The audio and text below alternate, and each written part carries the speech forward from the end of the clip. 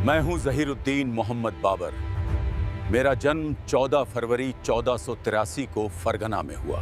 मेरे पिता उमर शेख मिर्जा थे जो तैमूर के वंशज थे और मेरी माँ कुतलुग निगार खानम थीं जो चंगेज खान की संतति थीं। मेरे खून में दो विरासतें बहती थीं, एक तरफ तैमूर की तलवार और दूसरी तरफ चंगेज खान की क्रूरता। लोग कहते थे ये बच्चा या तो इतिहास बनाएगा या इतिहास बन जाएगा। 8 जून 1494, ये तारीख मैं कभी नहीं भूल सकता। इसी दिन मेरे पिता एक कबूतर खाने से गिरकर मर गए थे। मैं सिर्फ 11 साल का था और उसी दिन मुझे राजा बना दिया गया। मेरे चाचा, मेरे अपने रिश्तेदार सब मेरी गद्दी छीनना चाहते थे। समरकंद वो शहर था जिसे जीतना हर राजा का सपना होता था, लेकिन कोई उसे नहीं जीत पाया। परंतु मैंने 15 साल की उम्र में उसे जीत लिया। लेकिन मेरी खुशी ज्यादा देर नहीं टिक सकी। जब मैं समरकंद में था तभी मेरा अपना राज्य फरगना मुझसे छिन गया था।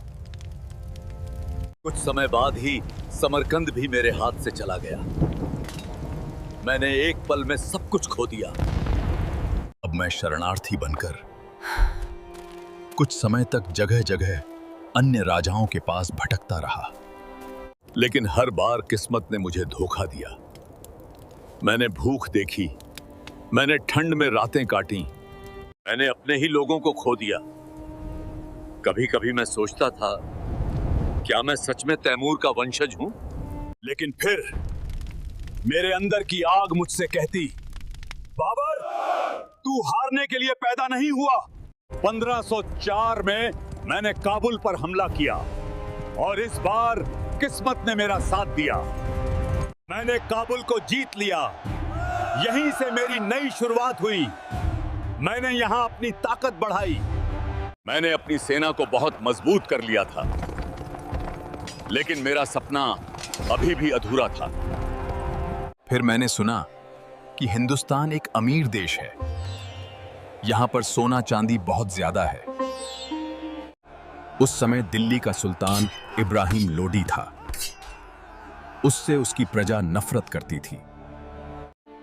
उस समय दिल्ली का सुल्तान इब्राहिम लोदी था। उससे उसकी प्रजा नफरत करती थी। मैंने सोचा यही मौका है, या तो मैं इतिहास बनाऊंगा या इतिहास में खो जाऊंगा। 21 अप्रैल 1526 को पानीपत के मैदान में मेरा और इब्राहिम लोदी का भयंकर युद्ध हुआ। मेरे पास सिर्फ 12,000 सैनिक थे और इब्राहिम लोदी के पास 1 लाख थे। लेकिन मेरे पास एक अच्छी रणनीति थी। साथ ही मैंने तोपों का इस्तेमाल किया। फिर युद्ध शुरू हुआ। घंटों तक मेरी और इब्राहिम लोदी की लड़ाई चली। भयानक युद्ध के बाद अंत में इब्राहिम लोदी मेरे हाथों मारा गया। मैं पानीपत का यह पहला युद्ध जीत गया। उस दिन मैंने हिंदुस्तान में मुगल साम्राज्य की नींव रखी। फिर मैंने हिंदुस्तान की नई राजधानी आगरा और दिल्ली को बनाया। पानीपत की जीत के बाद अब मैं सिर्फ एक विजेता नहीं रहा, मैं एक शासक बन चुका था। मैं सिर्फ तलवार चलाना नहीं जानता था, साथ ही मैंने कलम पर भी अच्छी पकड़ बना रखी थी। मैंने अपनी आत्मकथा लिखी जिसका नाम था बाबुरनामा। इसमें मैंने अपने जीवन की सारी सच्चाई लिखी। मेरी जीत, मेरी हार, मेरे डर, मेरे स्वप्न और भी बातें इस बाबरनामा में लिखी। मैं चाहता था कि आने वाली पीढ़ियां जाने कि एक बादशाह भी एक इंसान होता है। मैंने आगरा में ही यमुना रिवर के किनारे फारसी शैली के 4 बाग बनवाए, जहां हर कोना सुकून देता था। मैंने सिर्फ युद्ध नहीं लड़े, मैंने कला को भी जिया। मेरे दरबार में कवि, लेखक और कलाकार आते थे।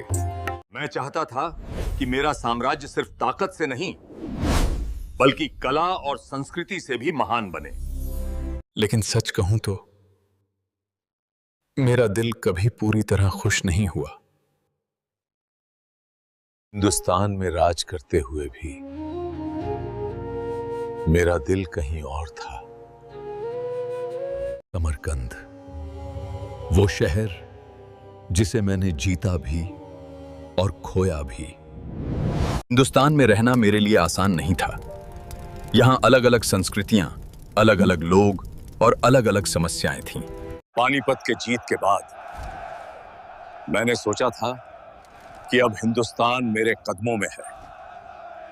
साल था 1527 और स्थान था आगरा से पश्चिम में खानवा का मैदान। लेकिन एक नाम था जो हर तरफ गूंज रहा था, राणा सांगा। वो कोई साधारण राजा नहीं था, वो था मेवाड़ का शेर।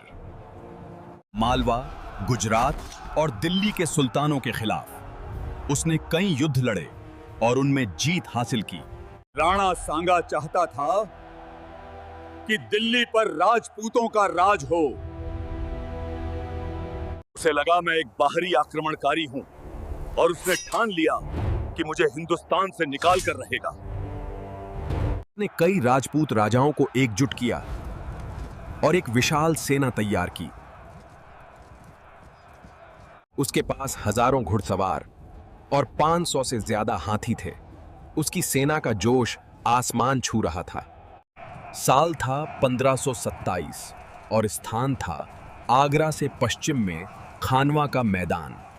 16 मार्च 1527 की सुबह का सूरज उगते ही खानवा का युद्ध शुरू हुआ।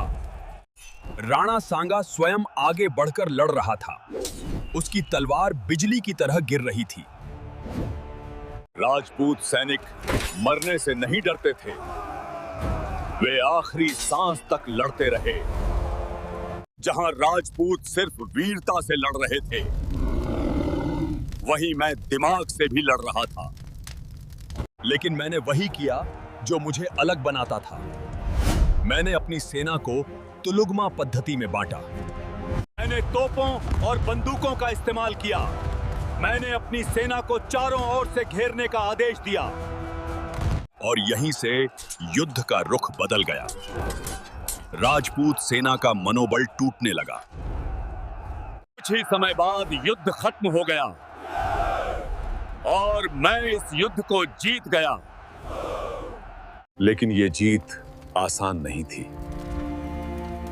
मैंने एक महान योद्धा को हराया था। आज भी मैं मानता हूं, राणा सांगा एक सच्चा योद्धा था। उसकी वीरता हमेशा याद रखी जाएगी।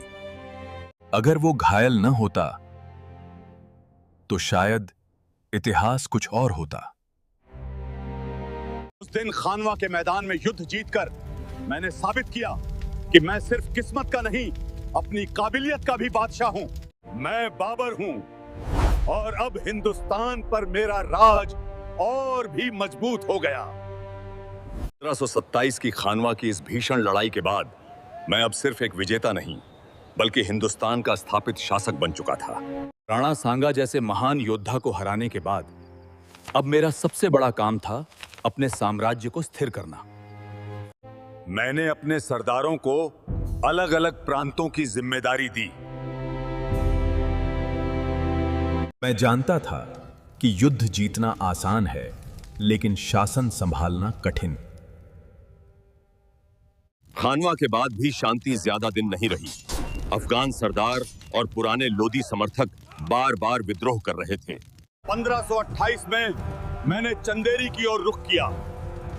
यहां मेरा सामना मेदिनी राय से हुआ। वो भी एक बहादुर योद्धा था और उसने अंत तक लड़ाई लड़ी। मेरे दिल को हमेशा काबुल और समरकंद की ठंडक याद आती थी। मैंने हिंदुस्तान की गर्मी से निजात पाने के लिए आगरा और उसके आसपास कई बाग बनवाए। मैं चाहता था लोग मुझे सिर्फ तलवार से नहीं, मेरे विचारों से भी जाने। अब मेरी नजरें मेरे बेटे हुमायूं पर थीं। मैं चाहता था कि वो मुझसे बेहतर शासक बने। मैंने अपने अनुभवों को बाबरनामा में लिखना जारी रखा। Baburnama wasn't just a book, it was a mirror of my life. Mirror of life. मैंने उसे युद्ध भी सिखाया और शासन भी। 26 दिसंबर 1530 को आगरा में मैंने इस दुनिया को अलविदा कह दिया। मेरी इच्छा थी कि मुझे काबुल में दफनाया जाए, क्योंकि वही मेरा सच्चा घर था। बाद में मेरी ये इच्छा पूरी की गई।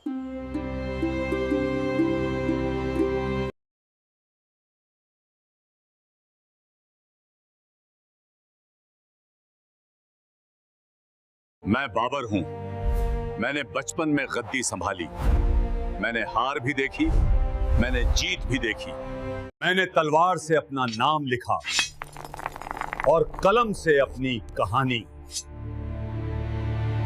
अगर तुम मुझसे कुछ सीखना चाहते हो तो यही सीखो कि हालात चाहे जैसे भी हों, लेकिन हिम्मत मत हारो। क्योंकि एक असली इंसान वही होता है जो गिरकर भी फिर उठ खड़ा हो।